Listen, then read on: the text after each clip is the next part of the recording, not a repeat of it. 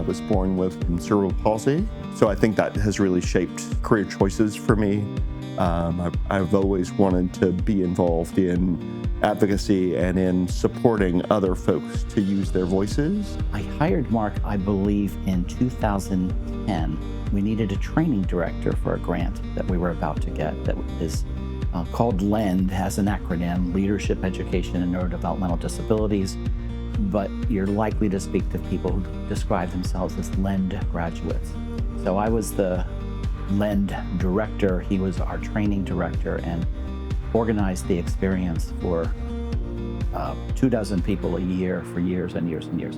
What LEND allows us to do uniquely is it allows us to bring together lots of folks from across academic spaces, academic disciplines, allows us to bring together future doctors and nurses and social workers and speech language pathologists and psychologists to learn to work together with people with disabilities and their families to get to good outcomes. So I have the pleasure of knowing Mark in lots of roles.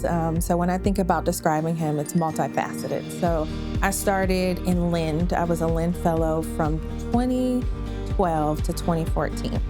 And then we became colleagues. So I worked for the center for several years. And over the time, we become friends. I come back to LEND often. And typically if he calls, I'll pick up, I'll answer. So when I think about descriptions, he's a funny guy. Very caring, authentic. So when you talk to Mark, you feel that he feels whatever you're experiencing. It doesn't feel inauthentic. Mark is one of those people that you meet who is just authentically himself in every space where he shows up. Mark is one of the kindest, most caring, most genuine people that I've ever known. He is brilliant. He's a phenomenal leader, phenomenal teacher, just kind and hilarious. Every time I'm with him, I'm laughing about something he says or does. And he always tells me he loves me when we're saying goodbye. And it's not just words. I feel that love from him always. You can't lead people that you don't love.